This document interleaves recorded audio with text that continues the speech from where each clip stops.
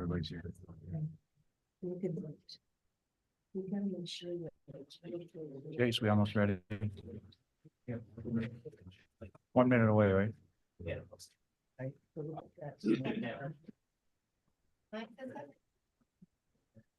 It's December 18th, 2024, 7 PM. Please stand, call the planning board meeting to order for the Pledge of Allegiance. I pledge allegiance to the Flag flag of the United States of America, to the republic for which it stands, one nation, under God, indivisible, with liberty, and justice for all.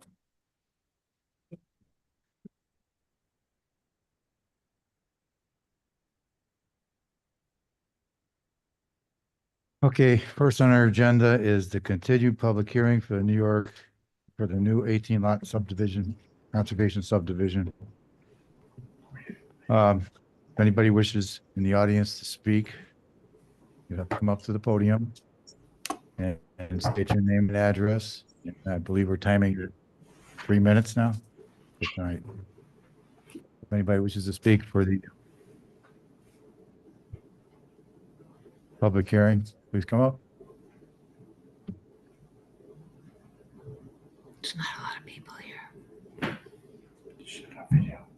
Sure. The conservation subdivision public hearing that we had last month, it's still open. If anybody wish, that's what I said for the new 18 lot conservation subdivision. Do you like, yeah, come on up.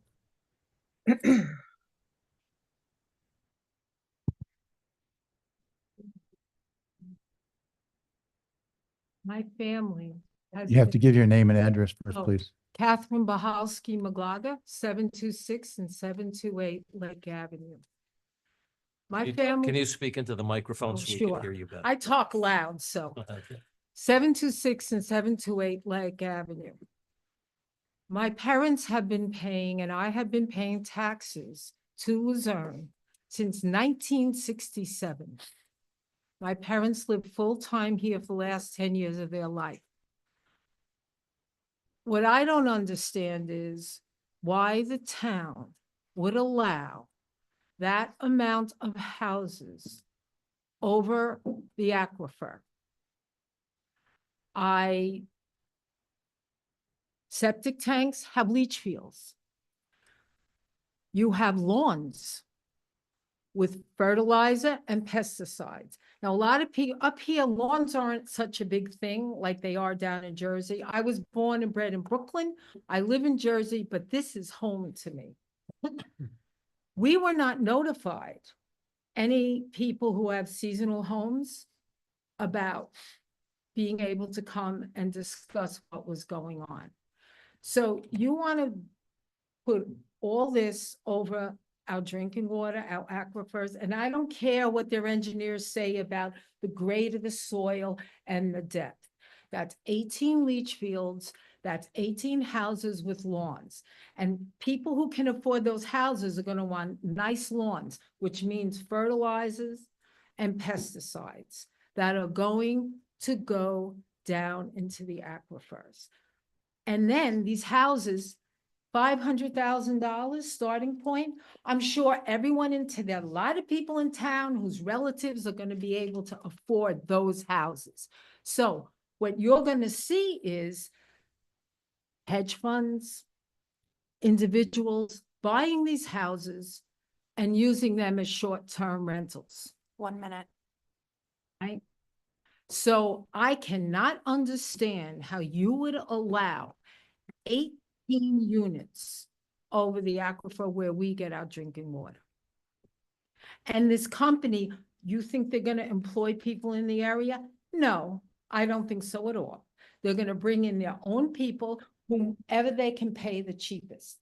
And you could say, well, a lot of local people, oh, the landscaping work, but what are we doing to our water system?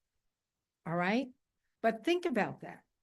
I don't care what they say, the grade or the depth.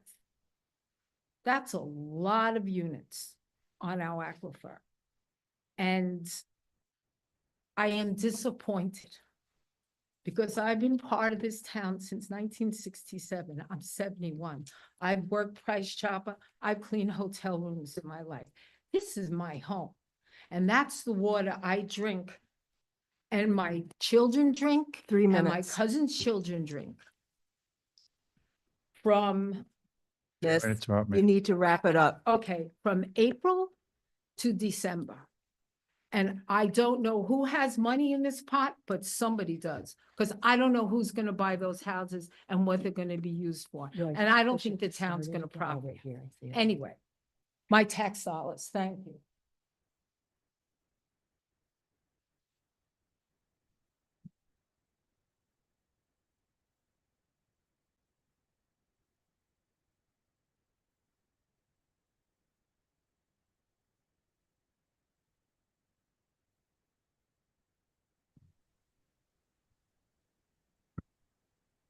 Hello again. My name's Kevin Boyd. I live at 145 Sagamore Drive. I'm basically looking at the map and considering where my house is and considering last week's rainfall. The drainage on Sagamore Drive or Sagamore Street, whatever you want to call it these days. The water flows basically and meets, I'm at a low point on Sagamore Road. And it basically meets there.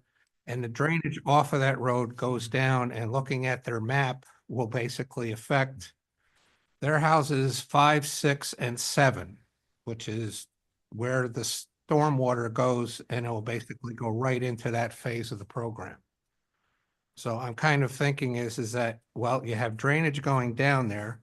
So there should be, in more or less this whole scheme of the lots basically run downhill from Sagamore all the way down towards the aquifer.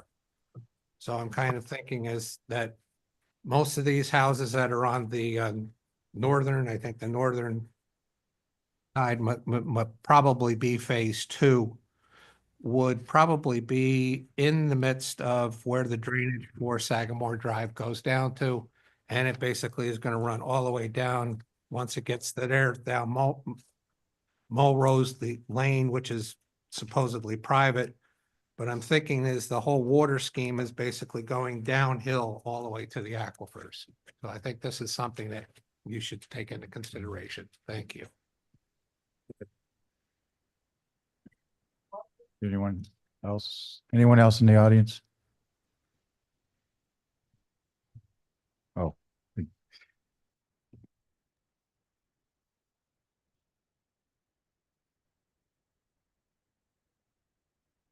Diane Powers, 90 Sagamore Drive. I'm on the corner of Milrose and Sagamore, and I too also would like to just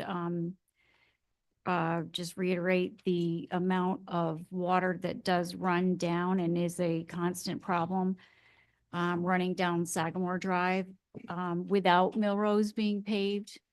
That paving Milrose, I believe, would make that situation far worse. I'm also concerned about the impact on the environment and the aquifer and the water supply for the town of Luzerne because of any kind of disruption in the soil, erosion. I am not an environmental engineer. I don't believe any of you are either. I do know that the environmental study that was done was performed in January, which is probably the worst time to be looking at something like that in this area. This whole area is very much a marsh, and there is a very strong importance of a marsh in terms of the groundwater supply. I would request that the environmental impact study is redone at a more appropriate time so that that can be further studied. Thank you.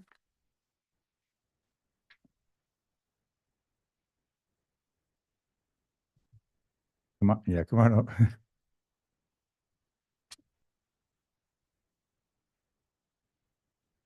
Good evening. I'm Valerie Hope, 42 Pierpont Road in the Heights. Well, my family's been coming here since the 60s, have been property owners in the Heights since 1970, and I have lived here all year round since 2002. when I first came here as a teenager, Pierpont Beach was about a third larger. The panoramic view was wider. There was a shade tree, a small structure sold pizza, and then someone who knew someone got allowance from those who had the power to grant it to build the house that is now on the beach today. The panoramic view is only enjoyed by the homeowners through their window. The tree is gone. The beach has become, Pierpont Beach, too small to comfortably accommodate residents and visitors. Now, with 18 more houses, Pierpont Beach and others will become more congested. It would be a strain on the bathroom plumbing and a burden upon the lifeguards, exceeding the beach capacity. Already there are too few parking spots for the cars. It's like the whole Pierpont Road, which is narrow, and sometimes onto Broadway. And already it's hard to navigate this. Now, worse, with more people using Pierpont Beach, the roads where the adults, children, and leased pets stroll will become more dangerous. Increased traffic could be the cause of injury or death. My problem, it's this general problem with the town boards since 1970 is things get passed, woof, and you don't even know. You don't even know. There's no discussion. People can't say anything. When somebody wants to open a business, they should have to say what they are selling and commit to what they would not sell. And one of my issues is, now I couldn't hear very well on the audio visual. I was Zoom last meeting. 30 seconds. And there are things that could be sold in new businesses, like Japanese candies, which are addictive, and also certain kinds of products that are detrimental to everyone, especially adolescents and pre-adolescents. So my point basically is I understand that a new store was requested and boom, all of a sudden it's passed and it's already, going in. So what is going on with this town? What is going on? In my opinion, thank you for your service, but we need a board that's going to be stricter and let people know what's going on. Let taxpayers know what is going on. Do not just pass things and then all of a sudden it's already going into to function.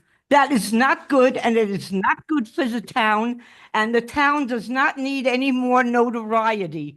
There's already been enough notoriety. Have you gotten my letter? Time's up. I have a question. Did- This is for concerns, not Did you? questions and answers. I asked, okay, question. I wrote a letter. It was sent in, and I asked that everybody on the board got a copy of my letter. Did you get a copy of my letter? Every one of you? No? No? I wrote a 4-page letter. They with did requests. get it. They did get it. You did? Okay. so But then again, you know- this is not a question and answer Well, period. that was a question. I Now, know. the planning administrator makes certain that everybody gets copies of correspondence. Okay, I just wanted to confirm that. Thank you very much. And please do something to use the technology that's up to date and functional. Thank you. Anybody else in the audience? Is there the ability for people on Zoom to speak? Yeah, I'm just waiting for the audience to finish. Anybody else in the audience? Or we can go to Chase, we can go to Zoom now.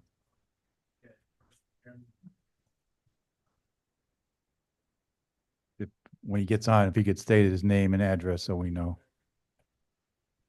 Jeremy, what was the last name? Jeremy Kumaletti? Yeah, so I live on 163 Lake Tour. So I would be the property that one of the roads would go in right next to. So very much impacted. And I also have deeded rights to the Camp Tech Beach. One of the areas of huge concern to me is the person that is the person that's actually behind like trying to put together this development and sell these houses has come into the area. I've met him, not saying that he's not a nice guy or anything like that, but in terms of Camp Tech Beach, it is completely falling apart since he's taken over and he purchased that property, and he's done some improvements, and those improvements have been done with such little care and improper um, I don't know, techniques or whatever it is that he's trying to like create like a path down there where it's eroding into the beach and it's just falling into, I mean, just 10 times the disarray that it was before he took over. And so I have very big concerns on how he is going to conduct the quality of building that's going on, which leads to tons of concern about which I've heard here about the water quality and what's being brought in and what the purpose of these properties are. I know that the town has recently talked at great length about vacation rentals and all that, which I know he's also involved in.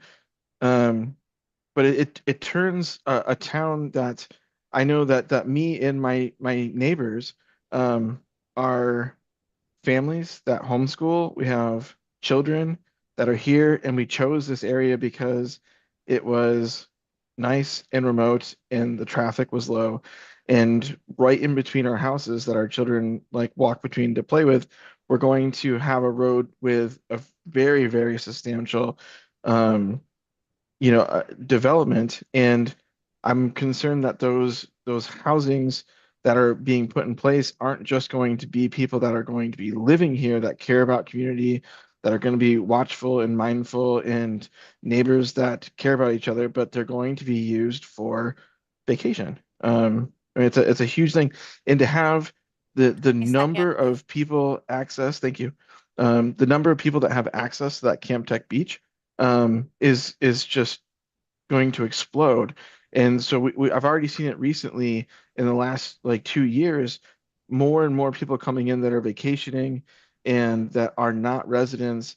And there's beer bottles, there's just trash, there's, even just the bringing your family down there and you've just got a pile of, um, people that just, they Time's don't up. share the same values. Thank you. Thank you.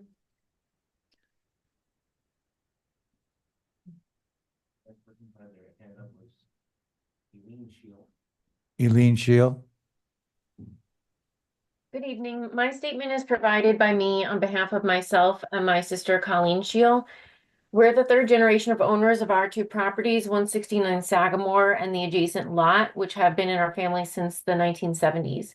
Our properties are across the street from the proposed development, and we also have deeded lake rights via Camtech. We have great concerns about the low level of outreach done by the town and by the developer regarding this application. Even though we're across the street and would be directly impacted by the development, we have not received information from the town or the applicant about the proposal. We're also concerned with the speed with which the planning board is moving through its process and with what little information you're doing so. It does not seem sensible to have held any votes on the application nor to request the public's input without having a full understanding of the proposal and its potential impacts. How can the board or the public weigh in without the town's engineer's report and without an independent environmental review?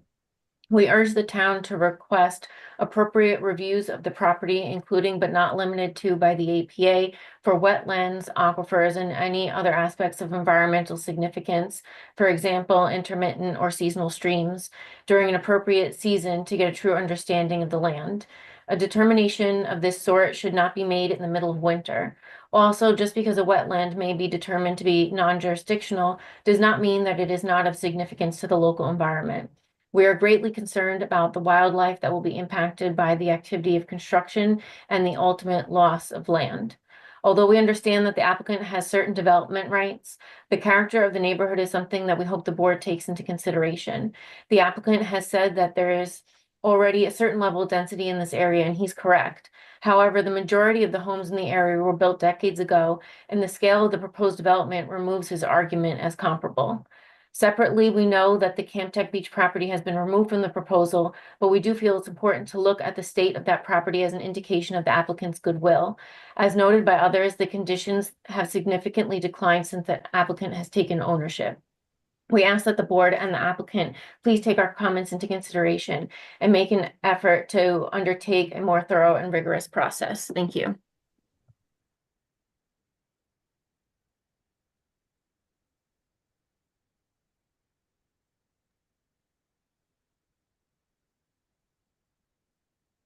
Moon Keel. Hi, my name is Moon Title. I am third generation Lake Luzerne on both sides of my family. I live at 20 Ivy Lane, and I've been involved in protection activities for our watershed for the last 7 years. I was really fortunate to be able to go to college in Arizona over 20 years ago, which is when I started learning a lot about water protection, water safety, and water rights. And I have a great deal of concern. Basically, why I started working on protection of our watershed was hearing from friends in the Catskills and other areas further south with toxal algal blooms in their lakes. And so I've been educating myself and trying to make connections with various people in our watershed over the last decade. And I found out about this project about 2 weeks ago. I believe you've all received my letter. And I just wanted to come on tonight because I've been trying to get up to speed. And one of the things I wrote in my letter, I've realized is incorrect, which is that an EIS, an environmental impact statement, has not yet been done. And I do believe that you have grounds to request that. And so I would like to ask you from the bottom of my heart to really slow this process down and do a full environmental impact statement, because once we contaminate our aquifer, we cannot go back from that. And so we need to really, really understand the drainage slope and all of the other aspects here. And there hasn't been enough of a study done yet. A development can always be put in place later, but an aquifer, we can never go back and save an aquifer. So I wrote a long letter, and I just wanted to come on to add that specific piece tonight and to raise my voice of concern and care for our town, and especially for our drinking water supply. Thank you for your time. Thanks.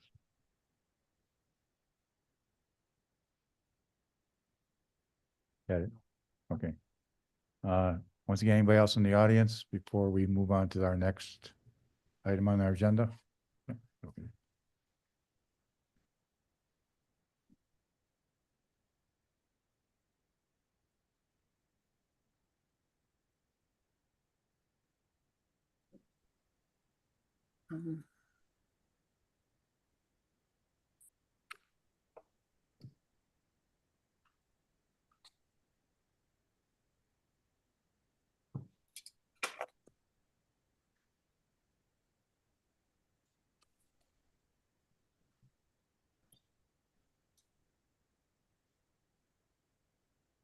Good evening, Brandon Ferguson from Environmental Design Partnership.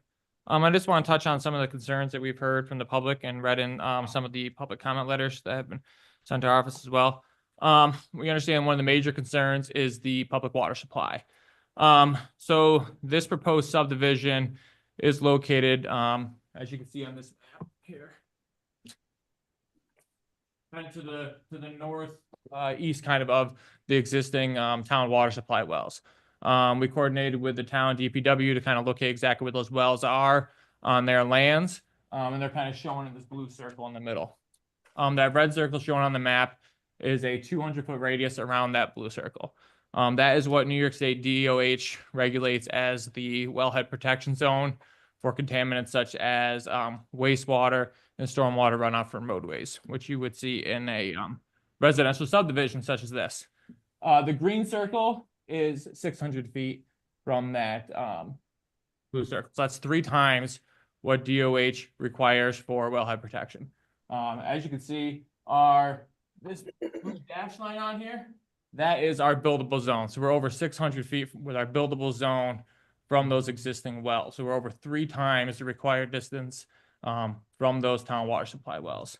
I'd also like to mention the aquifer. The aquifer is not just under this specific parcel. The aquifer is huge and actually picks up a large, it goes underneath this whole area of the heights, Lake Luzerne, further south, further north. There's a lot of existing development on top of this aquifer now. This isn't just an aquifer that's located under this that only we are developing over. So then the next concern I know. You have to be respectful if you're gonna say. One of the other large concerns over here is about the lake protection. I would like to mention this project's not right on the lake. And also this subdivision is a kind of a bowl. You can see here, those red arrows on there show where everything drains. Everything drains to the middle of the site now. There's no erosion from the site that can even make it to the lake. Everything kind of flows down to the middle of this property, does not go towards the lake. Secondly, I'd like to reiterate that the Camp Track Road Beach is not part of this property or not part of this project. And that is a privately owned piece of land. There are town beaches that the public can go to now, even people from out of town. But that Camp Track Road Beach is private. Wetlands, we had some comments about wetlands. I'd like to reiterate, there are no APA or U.S. Army Corps regulated wetlands on the site. We have a non-jurisdictional from the APA, and Army Corps has looked at our delineation, and we should be getting a letter from them any day now saying that they're non-jurisdictional and isolated. As far as flora and fauna, we've been coordinating with U.S. Fish and Wildlife and New York State DEC to get their sign-offs on any potential impacts to endangered or threatened species. At this point, the DEC only listed the pygmy snaketail, which is a type of dragonfly. And that dragonfly likes to live over free-flowing rivers with our forested along their shoreline. We do not have habitat on the site that would support that species. The new U.S. Fish and Wildlife listed northern long-eared bat, and they've already given us a letter of no effect for that, meaning our project will not, they determined our project will not impact that species. The Indiana bat is another species that could live on this site, and the mitigation for that is cutting restrictions. So time of year cutting restrictions, you can only cut trees during a certain time of year to not impact that species. So that would be something the applicant would have to follow. As far as neighborhood concerns, I know it's concerned about this not fitting into the neighborhood. I just want to kind of show this map here. This kind of, the blue area is kind of what we're thinking everybody's kind of considering the neighborhood overall. Right now, there are about 310 individual parcels within this 165 acres. That averages out to about 0.5 acres a parcel. If we were to develop our land with that same density, we'd be proposing 60-something lots on this site. Stebber coming here with 18, so that's about 1.8 acres per lot. This would actually only add 11 lots because there's actually 7 existing lots here now. That'd only be a 3.5% increase to the number of lots in this neighborhood. Also, the town and the APA both consider this a hamlet zone, which is where especially the APA prefers their development. When they went through and designated land uses for different areas, they looked at these areas and said, that's where we want the development to happen within the Adirondack Park. In closing, kind of this is a project that has potential to add 18 new family homes to this town. That is potentially 18 new families that could attend Hadley Luzerne school districts, which has had a 56% drop in enrollment over the last 20 years. And that's also 18 more families, potential families that could frequent local businesses and pay taxes in the town. So that's our statement for tonight, and thank you.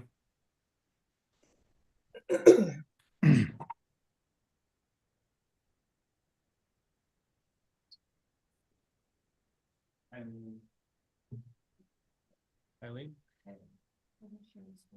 Eileen on Zoom. Okay, Eileen Hickey, 23 6th Avenue, up in the Heights. I've been coming to Lake Luzerne. My parents bought this camp in 1967. So I own it now. I spend pretty much 8 months up there. and I volunteer in town. I'm active with Sue Wilder with the museums, and I did send a letter. And as I said in the letter, people tell me all the time what a great town we have, and we do. But I'm concerned about several things with this project. One of them would be the traffic on the roads. The roads in the Heights are not in great shape as it is. So with all this construction, I'm just curious how that's going to be dealt with, because a lot of the roads are dirt. Some of the roads that aren't dirt are just the pavement is eroding. And with these large vehicles coming in and out, that's going to create an issue. The project is 6 years. That's 6 years of noise for the people who are up there in the summer. And some of them are only there for the summer. The other issue I have is I see people walk everywhere. They're all on those streets, walking themselves, walking their kids, walking dogs, playing baseball, riding bikes. So all of this construction traffic is going to impact that too. And with new traffic on the roads after these houses are there, there is no one that enforces any speed limit or rules in the Heights. So this could be an issue down the road too. I have a question about golf carts, because in New York State, you can't drive golf carts on state roads. And I'm curious as to whether the town has any laws regarding golf carts or whatever their vehicles are called that they're going to use. And if they don't, will they enact some? And then also the impact of somebody already just being crowded, and that more people would be on the beaches. So that would impact the milfoil in the lake also. And my last thing is taxes and assessments. If you're building these $500,000 homes, are our assessments going to go up? Thank you.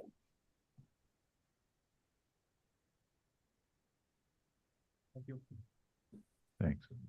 All set, Chase? Okay, so that's the end of our first item on the agenda. Continue with the next meeting we have, whether it be in January, February, we'll continue the open public hearing. It's going to be open right now, so. Keeping it open, yeah. Yeah, it stays open until the last project stay open for a year, so it's not like it's going to happen overnight. So.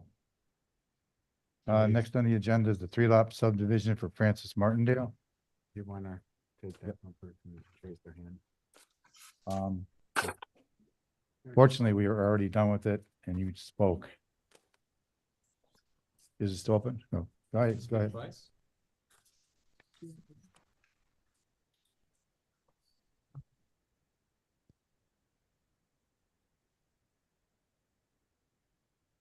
Okay. You're the boss.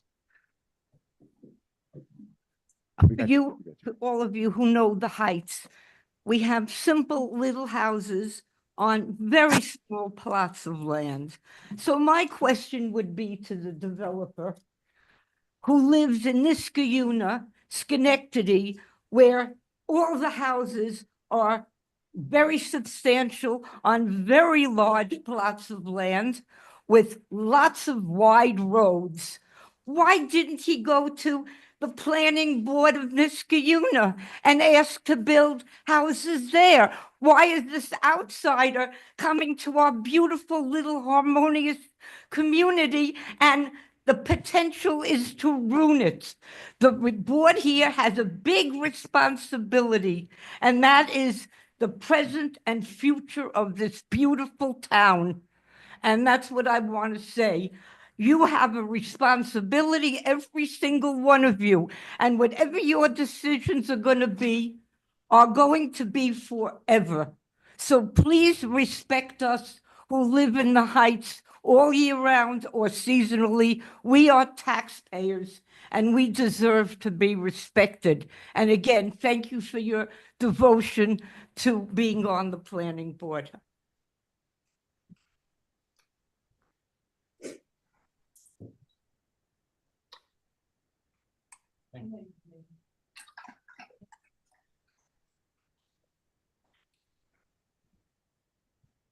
We're done now, right? Okay. Next on the agenda is 3-lot subdivision for Francis Martindale.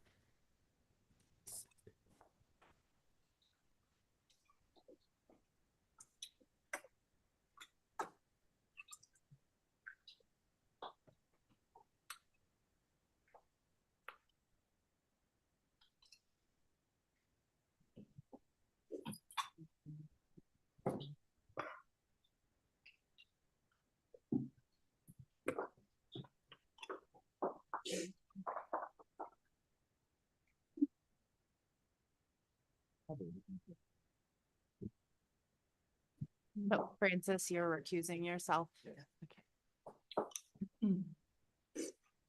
Hello, my name is Kristen Darrow. I'm with Darrow Land Surveying. We prepared the survey map that's in front of you.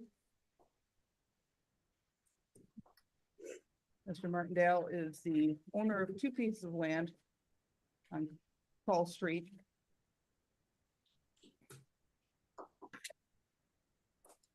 Here. Here's a very big map. You really only need the one corner for right now, though.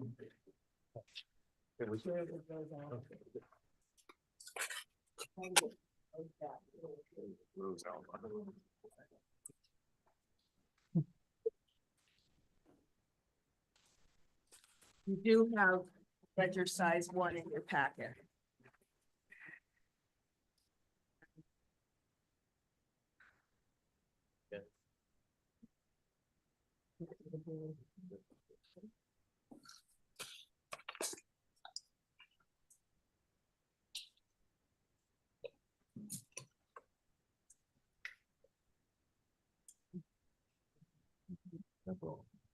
So the basic description of what we're doing here, Mr. Martindale owns 2 pieces, smaller of which is about 3.7 acres. That's, if you look at the inset and sort of the bottom right corner of this map, it sort of gives a zoomed in view with all the details to best explain what we're doing. That piece of land, which is currently 1 parcel, is going to be, or we're proposing for it to be subdivided into 3 pieces. Borrowing a little sliver from the larger parcel next door they also owns, to create 3 lots, 2 of which would have existing residences on them, and 1 would be a vacant building lot that would be conforming to the current zoning. About 3/4 of this piece of property is located within the Adirondack Park, so we have submitted a GIF. I would fully expect that APA is going to want to know about soils on that on lot 2, which is a vacant lot here. So we are anticipating going through that process with them. What happened to them? Looking at the overall map, Sure. everything on the left side of the Yeah. APA is aligned on APA, and then on the right hand side is not APA. Correct.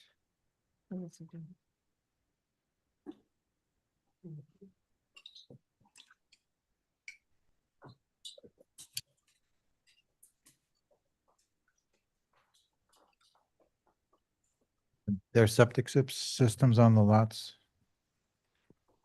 Yes. We have approximate reputed locations. They're not plotted on here. That would be part of our investigation with the APA to determine where they are exactly and come up with, replacement areas, whatever they require.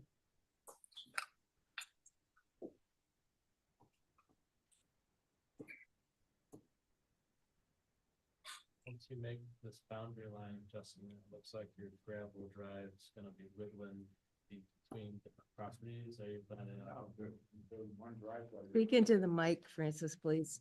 Come on, Francis. This one road will be only owned to the back lot. It's just Right, but I mean, per the survey, starting on a different lot, like, are you planning on redoing the driveway so it's confined in that corridor? Or are you keeping it kind of wiggling? Yes, it will be just within its guidelines, but eventually I would love to just sell it to the original house and build the road from the backside. But for now, we're just keeping it to make it legal. Our current proposal would be yes. To realign the road in that people, because lots 1 and 3 would have other road frontage and other opportunities access.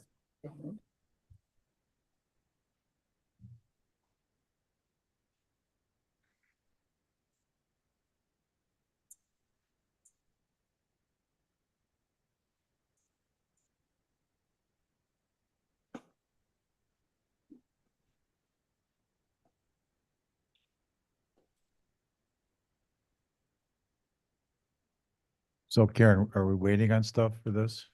Well, we don't have anything back from the APA. You're in process with that, correct? And everything else, I mean, you have to review the secret that's in the folder. And it doesn't require, the county doesn't require submission for subdivisions. So everything else is in your packet that you need.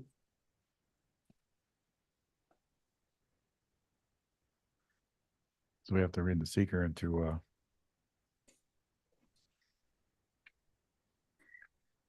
gotta feel sorry for me. I'll read it. Well, are you waiving a public hearing? Because if you're not, we can do it at the public hearing. Oh, okay, I see what you mean. Yeah, I was looking at my list, that was, okay. I'll make a motion to waive the public hearing. I'll second. I did. All right, roll call vote to waive the public hearing. Nope. All in favor to, all in favor to waive the public hearing? Aye. Any opposed? All right, motion carried. You're good. All right, so we'll go through the part 2 of the short form. Unless I hear differently from someone, I'm gonna check no or small impact may occur. The other choice is moderate to large impact may occur. Laura and Helen Action are the ones that are on conflict Zoom. with the adopted land use plan or zoning regulations. Will the proposed action result in a change to the use or intensity of use of land? Will the proposed action impair the character or quality of the existing community? Will the proposed action have an impact on the critical or environmental characteristics that cause the establishment of a critical environmental area? Will the proposed action result in an adverse change to the existing level of traffic or affect existing infrastructure for mass transit, biking, or walkway? Will the proposed action cause an increase in the use of energy, and if it fails to incorporate reasonably available energy conservation or renewable energy opportunities? Will the proposed action impact existing A, public or private water supplies, B, public or private wastewater treatment utilities? Will the proposed action impair the character or quality of important historic, archaeological, architectural, or aesthetic resources? Will the proposed action result in an adverse change to natural resources? Examples, wetland, water bodies, groundwater, air quality, flora, or fauna? No takers? Oh, you need to tell them about the second page. Will the proposed action result in an increase in the potential for erosion, flooding, or drainage problems? Will the proposed action create a hazard to environmental resources or human health? So based on the responses, someone could make a motion that no significant adverse environmental impact will be had. I'll make that motion. I'll second that. Exactly what she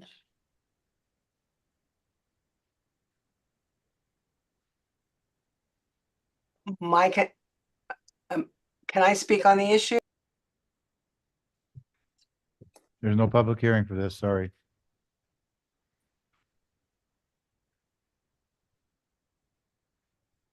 All right, roll call vote for environmental impact.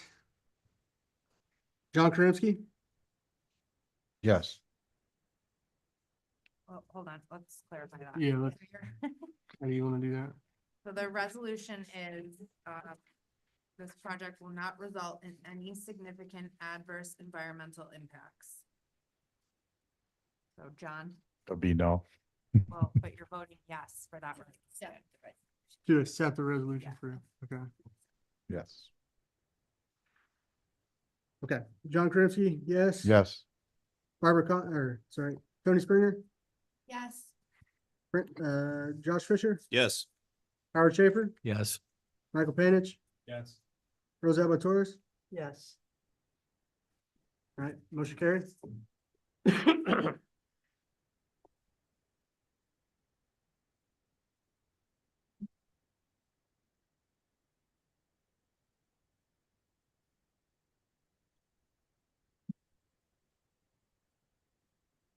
you can make a condition that it's, condition on APA approval. However, if the APA doesn't approve it, it doesn't happen.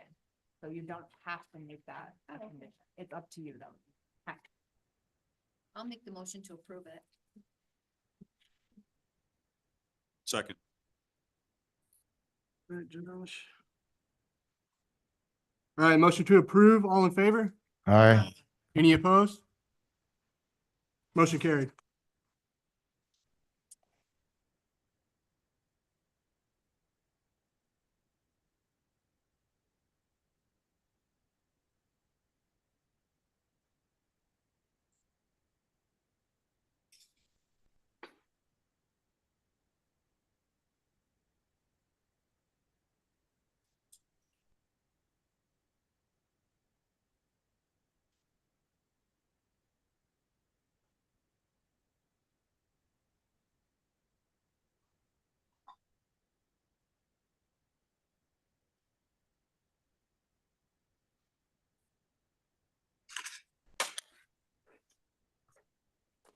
Next up is the minor two-lot subdivision, Gorman, Ruggiero.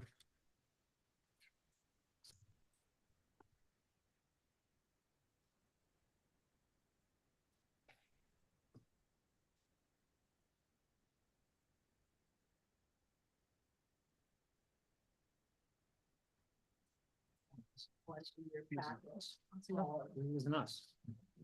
I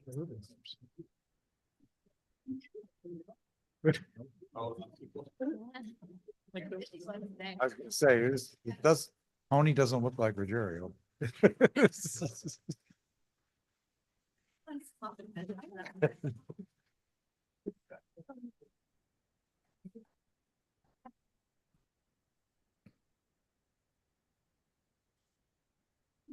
Kristen Dare with Dare Land today, and I'm also representing Roman Rivero in a two-lot subdivision of his property on Howell Road.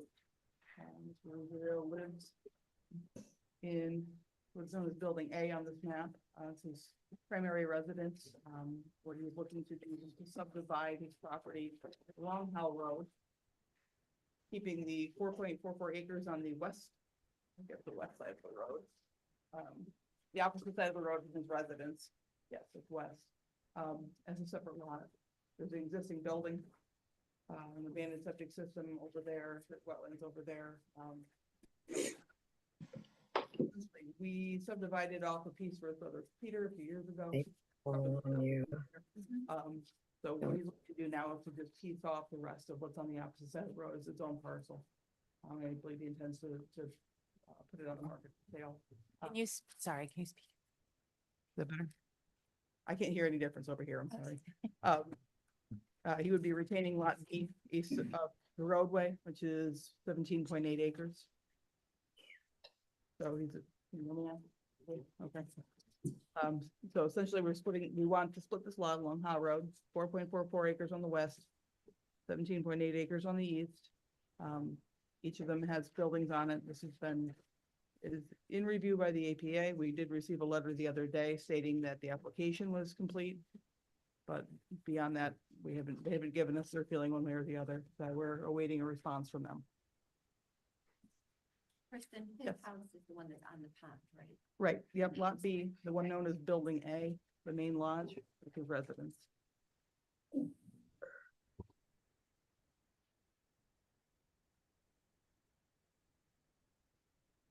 that was the same one piece of property went across the street and then the little cabins, brothers.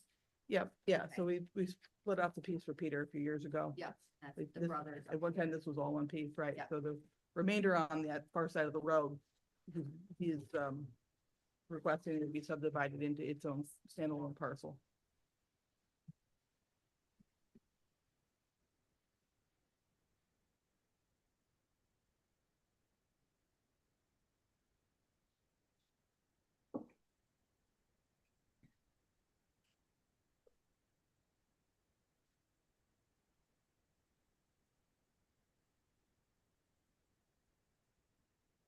I don't believe so, Tony. I mean, it's pretty straightforward. Basically, they just want to split the land where the road already splits it. This building has been vacant and not used for a period of time. So whoever, if they ever intend to do anything with it, they're gonna have to meet whatever is usable on the use table and dimensional table, or, you know, go through whatever process they have to, but basically it's pretty straightforward. It's just empty inside, Right. right? Yep, exactly. He calls it a rehearsal hall. You know, just kind of a single story building. Yeah, I don't know what, you know, he's listing it for sale. I don't know if he has a potential buyer. I've seen this on the market for sale already. Probably. Well, I told him you need to have, it has to have his own tax parcel number before you could really do that. So that's his belief. Right? Realtors will try and push the envelope. Any interest in public hearing? No. Make a motion to waive the public hearing. I'll second.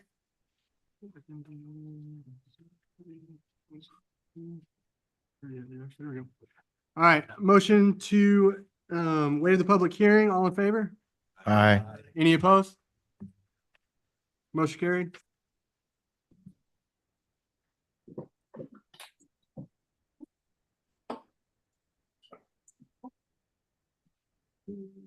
Please feel free to speak up if you want to address any of the items on the seeker. Will the proposed action create a material conflict with the adopted land use plan or zoning regulations? Will the proposed action result in a change in the use or intensity of use of land? Will the proposed action impair the character or quality of the existing community? Will the proposed action have an impact on the environmental characteristics that cause the establishment of a critical environmental area? Will the proposed action result in the adverse change to the existing level of traffic or affect existing infrastructure for mass transit, biking, or walkway? Will the proposed action cause an increase in the use of energy and it fails to incorporate reasonably available energy conservation or renewable energy opportunities?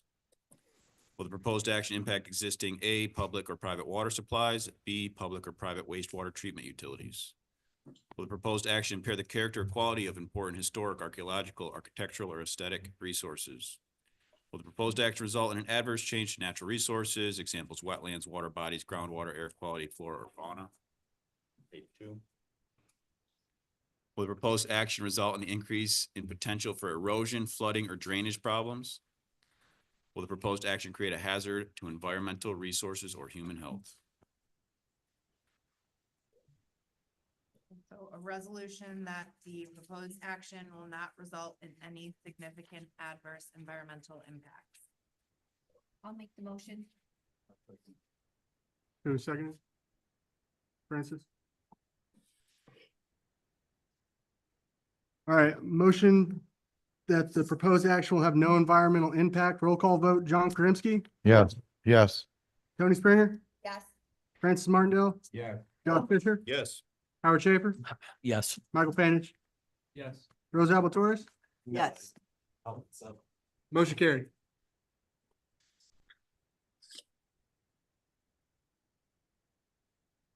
And this will be the same thing. It's in the process of being permitted by APA. If they don't issue a permit, then it will nullify this action.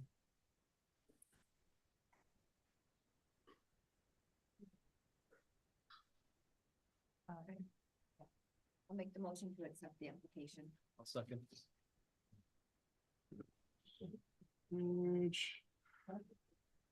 They gotta accept it first. Motion to accept the application as, oh, wait, we're approving or? Might approve the minor subdivision. Oh, I heard accept. Yes, yeah, yeah. Okay, sorry. Motion to approve the application as, or, No. sorry. Minor subdivision. Approve the application. Yeah, all right, there we go. All in favor? Aye. Approve the subdivision. There we go. All in favor? Aye. Any opposed? Motion carried. December. Yes. I wanted to, trust me. It's been a long night, I understand. Thank you. You guys can come up now. You Save the best for last, right?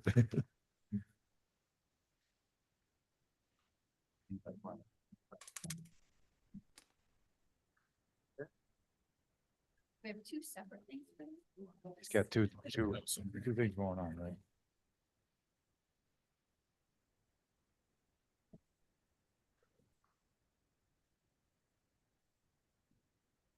Sure you guys want to do this tonight, sir?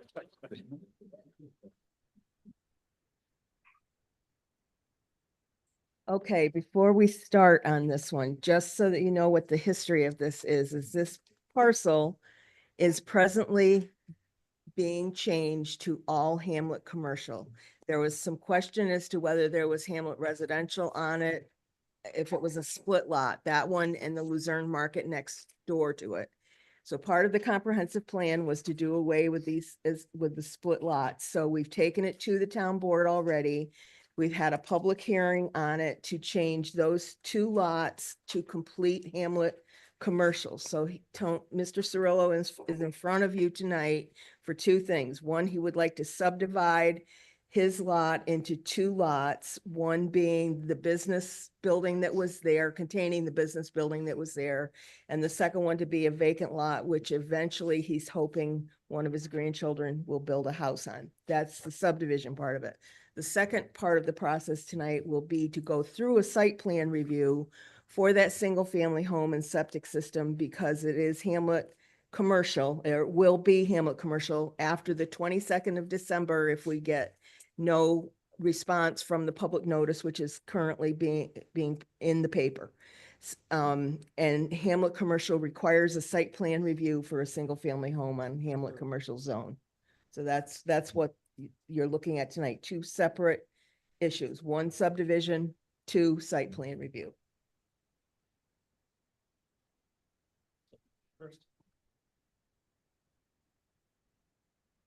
And the change in zoning has already. It is That's in the all taken process care of of. being done. We've had the public hearing. The town board has made a resolution to change it all to Hamlet commercial. We have put the legal notice in the paper. We're just waiting for that 10-day period to pass.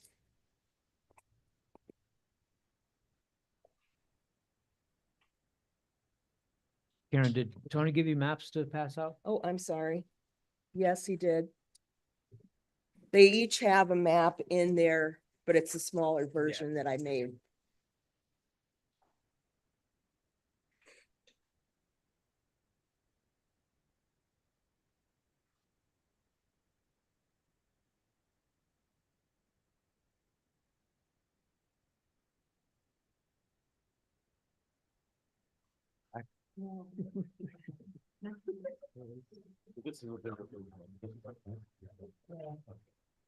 So I have one more.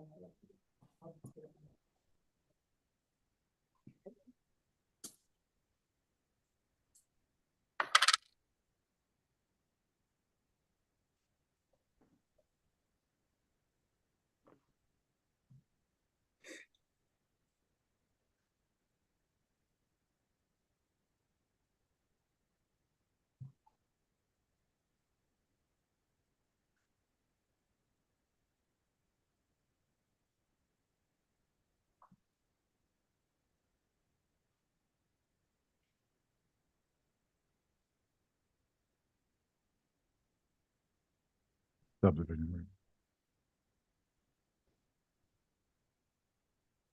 Right. I actually walked the property. Everything looked good to me at the time. We were just waiting for the town to make their move, which they did, so. We did also hear back from APA today. Karen, I think you got a letter on that. Yes, I Non-jurisdictional. gave that to John Yep. Karinsky. He has Yep. a non-jurisdictional. Non-jurisdictional yes. for that.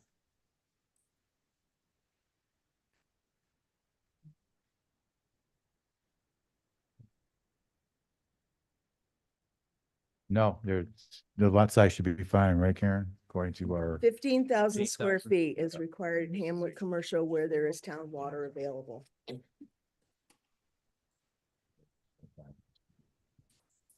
Yeah, we're 25, 9 and 15, just over 15.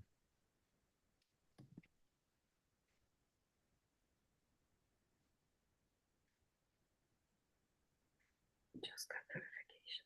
It should be arriving Friday. oh, seeker exempt. No, subdivision is not, site plan is. I put We Put did- seeker exempt on the All right, sheet. let me double check that. Okay. Hold on, let me get out my. Yeah, yeah, we will have to, you will have to do it. Okay. First thing is to relate public hearing, right? I make a motion that we do not need a public hearing. Second. All right, motion to waive the public hearing. All in Yeah. favor? This is. Yes. Any opposed? Motion carried. Speaker.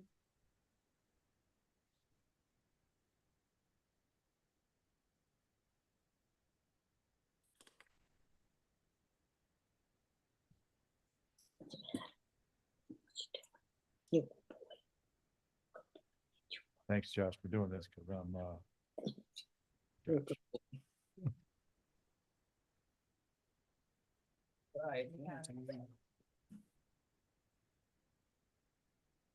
Will the proposed action create a material conflict with the adopted land use plan or zoning regulations?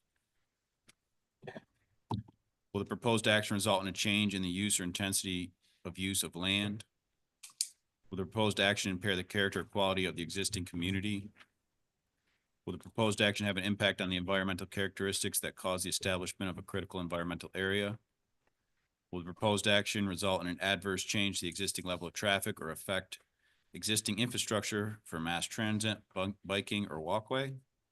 Will the proposed action cause an increase in the use of energy and it fails to incorporate reasonably available energy conservation or renewable energy opportunities?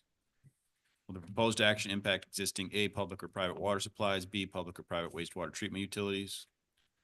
Will the proposed action impair the character or quality of important historic, archaeological, architectural, or aesthetic resources? Will the proposed action result in an adverse change to natural resources, examples, wetlands, water bodies, groundwater, air quality, flora, or fauna? Will the proposed action result in increase in potential for erosion, flooding, or drainage problems? Will the proposed action create a hazard to environmental resources or human health?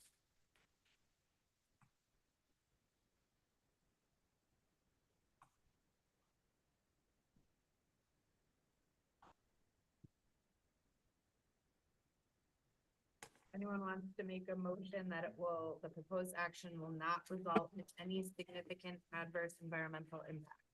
I'll make the motion. Second. All right, motion that the resolution for the proposed subdivision will not have an environmental impact. All in favor? aye. Any opposed? Motion carried.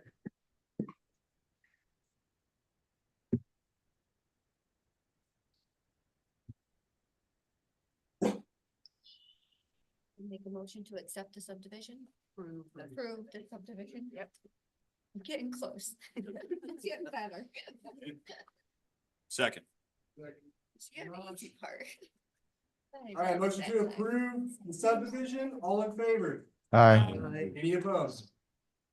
Motion carried. Just for the record, I want to state on the application cover sheet, under secra, I've crossed off exempt and put reviewed. And on APA, I put received today's date, non-jurisdictional determination. And I crossed off county referral because the county doesn't require a referral on a subdivision, just for the record.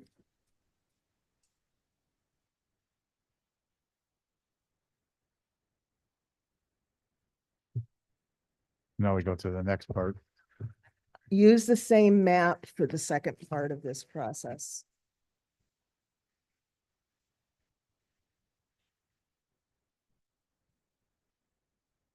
How about on this cover sheet, Karen, it says seeker exempt?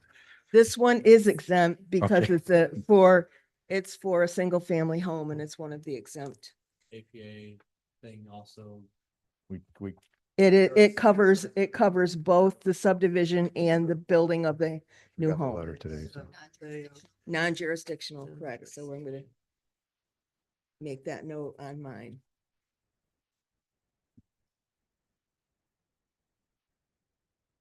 And there is the county referral in your packet. And it states, has no significant intercommunity or countywide impact.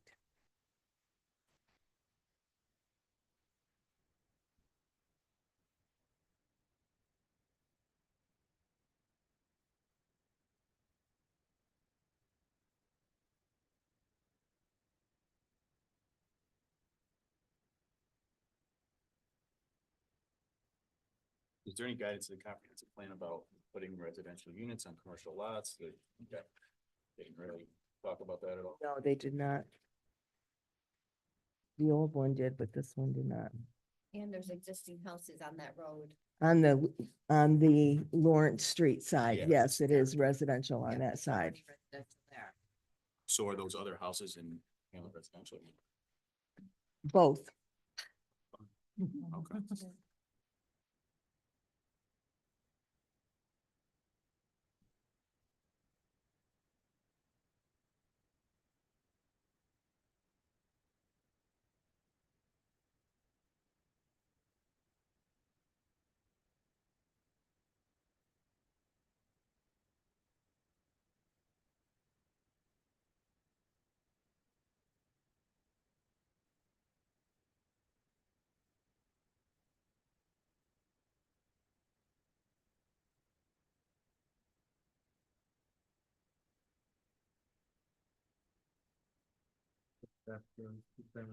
Public hearing?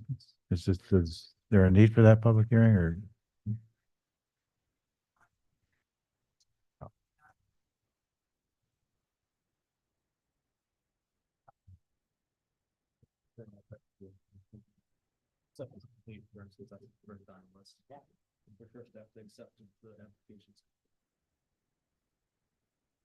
Make a motion to accept that the application is complete.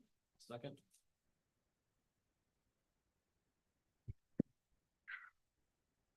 All right, motion to accept the application is complete. All in favor? Aye. Any opposed? Motion carried.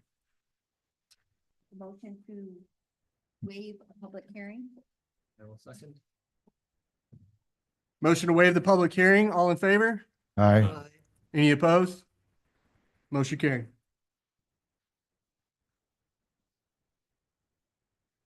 Last but not least. Accept. Motion to approve the site plan review, site plan application review. We're good. I'll second. All right, seconded by Michael again. And Barbara, hold on a sec. Sorry, guys. All right, roll call vote. To approve the site plan review, John Karimsky, Yes. Tony Springer, Francis Martindale, Yes. Josh Fisher, Yes. Howard Schaefer, Yes. Michael Penich, Yes. Rose Albatore, Yeah. motion carried. And that's it. Wake up. All set, Tony. We're all set. Unless you want to hang around for it. Same visit if you want to. Oh, well, you gotta do that. We're done. We're done already. Just out of curiosity, Pam, somebody want to come and put a business in here 10 years.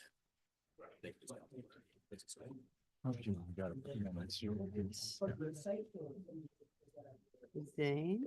No. It all depends on the land use too. A lot, 'cause some are permitted, some are site plan review. Depends on what the table said.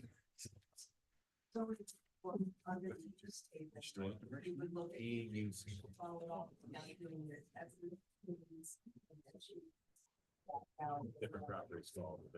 Yeah, different lots can have different permits. And then I'm just curious, there's other two. You don't have to take any. I'm just curious.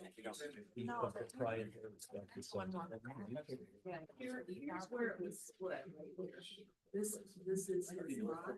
Yes. I was reading through it. This is the Luzerne market lot. And this is. Yeah, that makes sense. But they were right about that. Wait, maybe this is the, Lawrence Street side. But even some of these here on Lawrence Street are commercial. That face, is that Church Street? This is Maine. This is Mississippi. This is this piece. So these are commercial. Yeah. Hamlet commercial. And these back here. And residential. And some of these down like.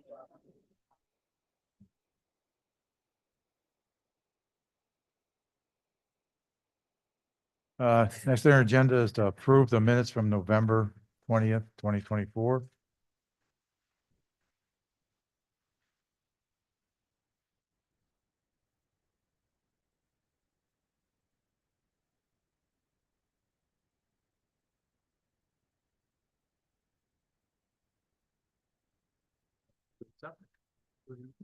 Second. Motion to accept the minutes for 2024 or November 2024. All in favor? Aye. Any opposed? Motion carried. Any new or old business? The only new business I have is that I sent out an email today with training that's going to be available in January through the county planning. 4 hours of training. So all of you, please take advantage of it as much as you can. This one is free to us. So, and it's in the evening, so it's not going to interrupt your day jobs. So please, anyone that can take advantage of it, you have to register yourself. I gave you all that information. It's in your packet. Karen, I noticed there were two. One was for planning board, the other was for You can zoning. take both, We and the can take board, both? the town board Take has both. approved it as your training, to accept it as training. And that'll cover the whole year. Yep. There are other ones coming up. I've gotten a notice for the Saratoga one. Someone already, I think Rail told me he'd already signed up for that one. You can pre-register for the one in Saratoga, and there's another one, I think, coming up. I don't know the date of it, maybe April, and then they usually have that same one that a lot of you went to in Plattsburgh in the fall. But please take advantage of the ones that you can easily get to. Oh, yeah, Mary, you were gonna like. No, did you see my face? I know, I said, I keep forgetting to ask her. Yes, well, in January, I will bring that information. Okay. Karen, like the other ones are not free, right? They are not free. Yes. This one is free though. I noticed it. Anybody else have any other business? Grace, is there any record of what that woman was trying to say? Chat? Yeah. Can I just hear what the topic was? I don't know if she was trying to talk about the public hearing or if she was talking about something else.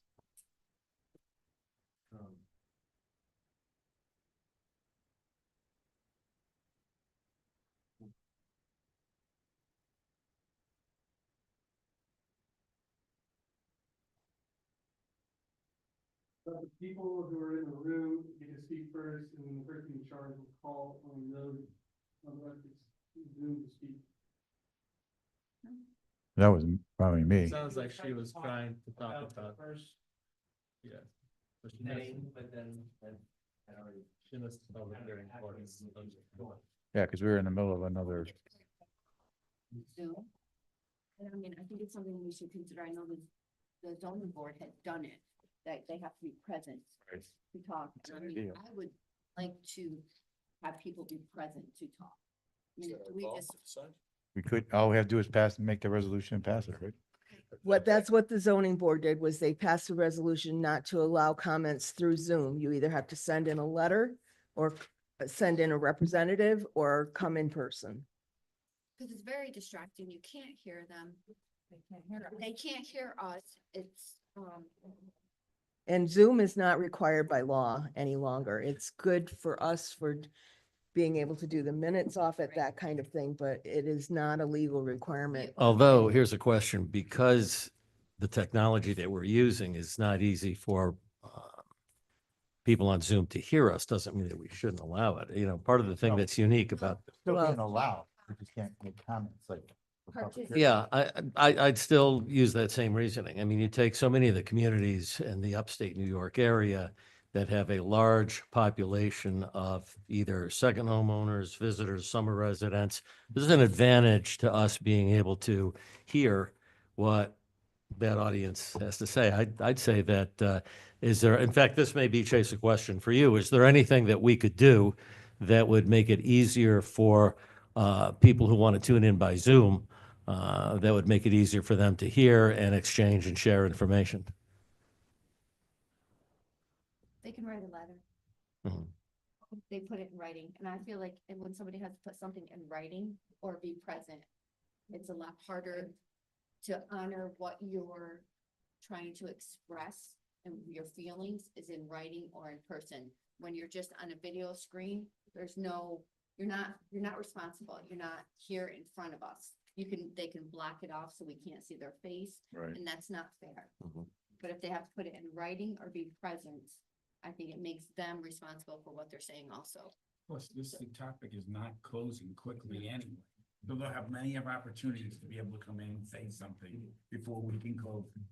So I just have to make a resolution. You have to make a motion. A motion. To not allow comments through Zoom. I'll make the motion to not allow comments through Zoom Any further. in the future. So, Vote second. Could we have a discussion? on Sure, this? we can discuss. Hang on a second. Go ahead, Howard. I could see the reasoning that you'd use.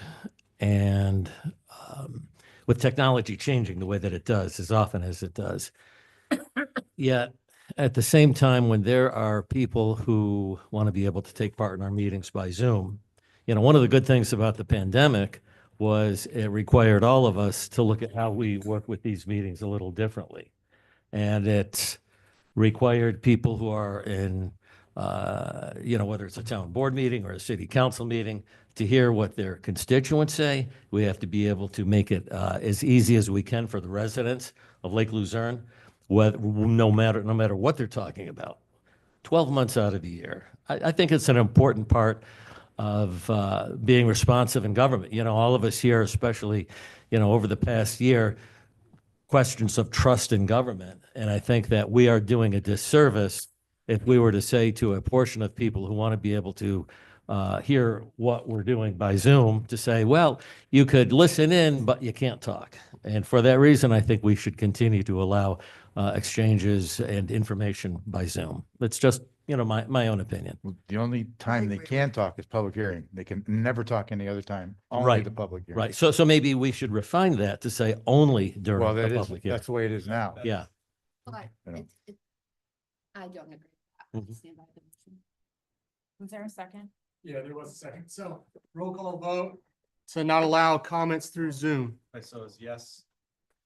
When If you vote yes, there will no longer be comments through Zoom. Everyone clear? I just want to have one comment before we make a final decision on this. I would like to I agree that it's annoying when you can't hear the stuff, but I would hate to have a situation where somebody cannot get here under any situation and at least be able to keep the public hearing open for them to have a chance to come and speak. Then we won't accept what they're saying because it's hard for us to hear it. But if they want to keep a public hearing open longer because they can't get here on a specific time, then we'll put the actual weight that they have to show up in person, but they can at least stop it if they can't get here to say, keep the motion open, so their voice could be heard.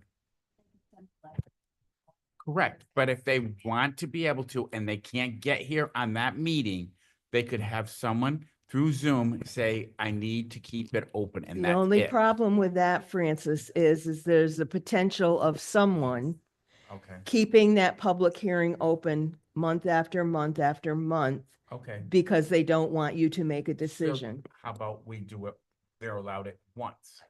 That's up for discussion. I'm just, that's my only Well- thing is I would hate to have something happen where somebody gets in an accident, wants to be here, something happens, especially during the winter months when you can't necessarily get somewhere because of the roads. So I'm just leaving it open that they can have a one-time exclusion, not to hear it, but be able to keep it open so they can be heard. I think you just run into a little bit of a problem is Okay. if you have 12 people who all have an exclusion, Got One you. person shows up You're in right. January, I get says it. I it's get it. I good get for it. once, one Okay, month, the next so person, you Well, know what I the mean? board It gets decides. complicated. The board gets to decide that. Not foreclosing that option. Okay. Someone were to pop up on Zoom and say, well, it's something like you as a board can decide if you want to close it or not. Okay. You know what I That's mean? the only thing I was trying to say is that if somebody couldn't get in, they should be able to have a chance to have their voice heard. They can do Zoom, they can email. Yeah, but if something comes up in They're during coming, the they're planning meeting to that come they here and would there's a major like to snowstorm. comment That's not- on, it- that's I not, hear what you're saying, and you can still do that. Okay, Yeah. that's all I care about. As long as you vote If it's as a in- board yeah. to do it. Yeah. I mean, I think everybody read the letters that people were, Correct, sending in. yes. The complaint that we can't do anything with the summer residents in town, we can't put the town on hold for 9 months a year. Correct. I agree. For any development for everybody to be here in the summer. So And- I just didn't feel like that. And if somebody Wait. follows everything to the law, just because somebody doesn't want to do it, but they have the right to do it, you can't stop that right. I want to address this, I've comments about that too. Want me to do it the, first? the, when we're looking at a subdivision and we open a public hearing notice for subdivisions gets posted in the Post-Star. That is our legal paper to post public hearings. It also goes on the website. Every month, I put the agenda for these meetings on the website. I don't know if there is a legal requirement to do that. I know for the town board, for the town clerk's office, they have to post it at least 24 hours before the meeting. I do get the agenda on the sites, both for zoning board and for planning board ahead of time. Anyone in the public that is concerned should be looking at the website and looking at the meetings, looking at the agendas. The public hearing and is for this particular one for Luzerne Woods is still left open. People can come to a meeting, they can send a letter, they can send an email. They can come in my office and make comments and I can take notes and report that to you at a meeting. It's still left open. Okay. I mean, they get ample opportunity to be heard. And the argument that it's not getting mailed to everyone in town, it is legally not required to be mailed to everyone in town. I think that It should is be legally stated at required to be previous meetings. posted in the paper and put on the website. And I don't even know that it's legally required to be put on the website, but we do put that on the To show due website. diligence. Yeah, well, I understand what you're saying, like some of the information we were getting today, we knew it was already all wrong, because we're just starting the process to say that we bypass everybody and told That we everybody to do rushed it. it. But we can't say anything because we are nowhere near. Right, exactly, exactly. Well, the topic at hand is that we're talking about a policy that would be communicated to the residents of Lake Luzerne, no matter what the topic is. I know that this one topic is highlighted at this moment because there's a lot of feedback on it.